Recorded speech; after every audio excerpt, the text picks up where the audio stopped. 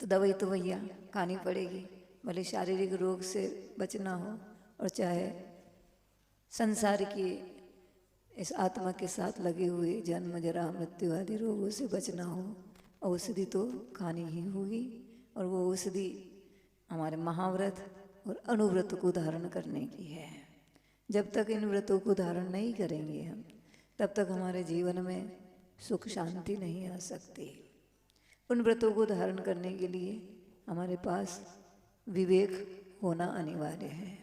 उस विवेक के साथ में हमारी जितनी भी क्रियाएं हैं, उन क्रियाओं का करने के लिए उन क्रियाओं को करने के लिए लक्ष्य बनाना जरूरी है। कई क्रियाएं हमारी बहुत अच्छी हैं, अच्छी होने के बाद भी हमारा लक्ष्य अच्छा नहीं है, तो हमारी वो क्रियाएं धर्म रूप में फलित नहीं होती। अच्छी क्रियाएं देखने के बाद भी पाप रूप में फलित होती हैं। जैसे आप अपने घर में फूल झाड़ू रखते हैं, आजकल की परंपरा है, आजकल तो खजूर वाली झाड़ू लगभग बंद हो गई, फिर भी एक आध कहीं कोने में डली रहती है।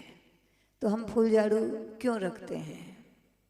क्योंकि हमारे घर में मार्बल है, हमारे घर में कोटा स्टोन है, हमारे घर में टाइल्स लगे हुए हैं। उन टाइल्स के ऊपर, उस मार्बल के ऊपर यदि खजूर की झाड़ू से सफाई करेंगे तो क्रेंच आ जाएंगे और सफाई अच्छी नहीं होगी। क्योंकि खजूर की झाड़ू से तो कच्चे आंगन की धूल साफ होती है, मार्बल की धूल तो उससे किसी प्रकार साफ हो ही नहीं सकती, क्योंकि बहुत बारीक बारीक महीन धूल रहती है, वो फूल झाड़ू से ही साफ होती है। तो हम रोज़ फूल झाड़ू से ही सफाई करते हैं, अच्छी परंपरा हो गई। लेकिन उससे पुण्य का बंध हो रहा है या पाप का बंध हो रहा है, ये विचारने की बात है। यदि हमारा लक्ष्य केवल हमारा घर अच्छा दिखे, सुंदर दिखे और हमारे पैरों में वहाँ की धूल नहीं चिपके, इस प्रकार का लक्ष्य बना करके यदि हम फूल झाड़ू रखते हैं, तो हमारे फूल झाड़ू से हिंसा नहीं होने के बाद भी पाप का ही बंध हो रहा है, क्योंकि हम अपने विषयों की पूर्ति के लिए वो कर रहे हैं। और वही फूल झाड़ू यदि हम ये लक्ष्य बना करके रखें कि नहीं, खजूर की झाड़ू से या कठोर झाड़ू से जीवों की हिंसा होती है, जीवों को कष्ट होता है। अगर खजूर की झाड़ू भूल करके भी हमारे शरीर में कहीं छू जाए तो खून निकल आता है या जलन होने लगती, तत्काल हमारा मन होता है कोई चिकनाई लगा करके उसको जलन को शांत की जाए। और फूल झाड़ू से, उस खजूर की झाड़ू से हम झाड़ू लगाएंगे, साफ करेंगे, तो चींटियाँ हैं, मच्छर है, छोटे मोटे जितने भी जीव जंतु हैं, उनको तकलीफ होगी। और फूल झाड़ू से साफ करेंगे तो उनकी रक्षा होगी। अगर हम ये लक्ष्य बना करके कि नहीं, हम जीवों की रक्षा करने के लिए फूल झाड़ू रखते हैं, तो हमारी फूल झाड़ू रखना कर्मों की निर्जरता के भी कारण है और पुण्य बंध का भी कारण है। लक्ष्य की बात है कि हम लक्ष्य क्या बना रहे हैं। हमारा लक्ष्य यदि सही दिशा में है तो वही क्रिया हमें धर्म के रूप में फलती है, और यदि लक्ष्य गलत है तो वही क्रिया हमारे पाप रूप में फलती है। इसलिए हम जो भी क्रियाएं करें, जो भी हम अपने घर में सामग्रियां रखें, उन सबको रखने का लक्ष्य बनाएं। खाते हैं तो खाने का भी लक्ष्य बनाएं, चलते हैं, दौड़ते हैं, व्यायाम करते हैं, जो कुछ भी आप कर रहे हैं उन सब में अच्छा लक्ष्य बना करके करें। इससे शरीर की रक्षा तो धर्म की रक्षा करने से होगी ही होगी। शरीर की रक्षा का लक्ष्य बना करके यदि आप धर्म करेंगे तो शरीर की रक्षा तो हो जाएगी, लेकिन दुखों से हमारी रक्षा नहीं होगी।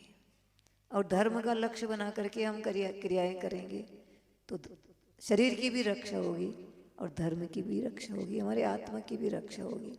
कल शनिवार है और शनिवार को मुनि सूरतनाथ भगवान का विधान है ना।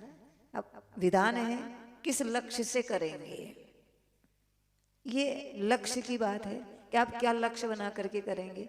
क्या आप शनि से बचने के लिए करेंगे, या रोगों से बचने के लिए करेंगे, या दुकान चलाने के लिए करेंगे, या घर में सुख शांति के लिए करेंगे, किस लक्ष्य से करेंगे। वो लक्ष्य आपको फल देगा। आपका लक्ष्य छोटा होगा तो छोटा फल मिलेगा, और आपका लक्ष्य बड़ा होगा तो आपको बड़ा फल मिलेगा।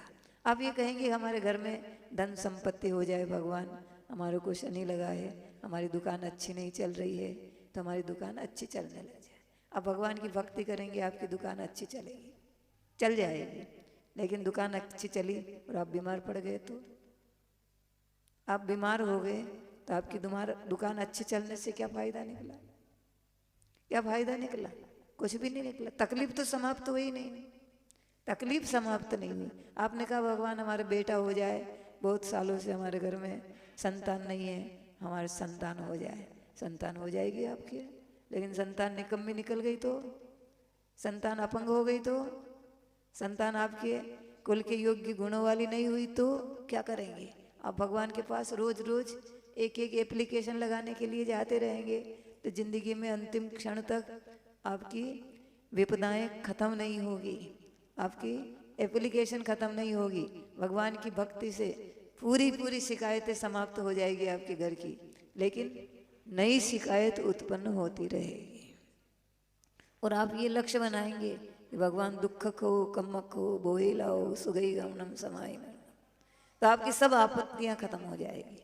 क्योंकि जब दुखों का क्षय हो जाएगा तो न धन की कमी रह सकती, न संतान का अभाव रह सकता है, न आप बीमार हो सकते। क्यों? दुखों का क्षय मांग रहे हैं हम तो भगवान, हमारे तो दुखों का क्षय हो जाए, हमारे पापों का क्षय हो जाए। ये लक्ष्य बना करके करेंगे तो आपको आगे भविष्य में कभी कोई एप्लीकेशन लगाने की आवश्यकता ही नहीं पड़ेगी। लेकिन हम संसारी प्राणी बिल्कुल थोड़ा थोड़ा सा ही मांगने के आदी हैं। हमें बड़ा पछता नहीं है, बड़ा सूझता नहीं है, हमारे दिमाग में बड़ा मांगने की बुद्धि उत्पन्न नहीं होती। हम ऐसी चीज मांग ले कि हमें जब भविष्य में वापस कभी नहीं मांगना पड़े। और ऐसी बुद्धि हमारे अंदर आ जाए तो फिर तो हमारा संसार सागर सूख जाएगा, समाप्त हो जाएगा।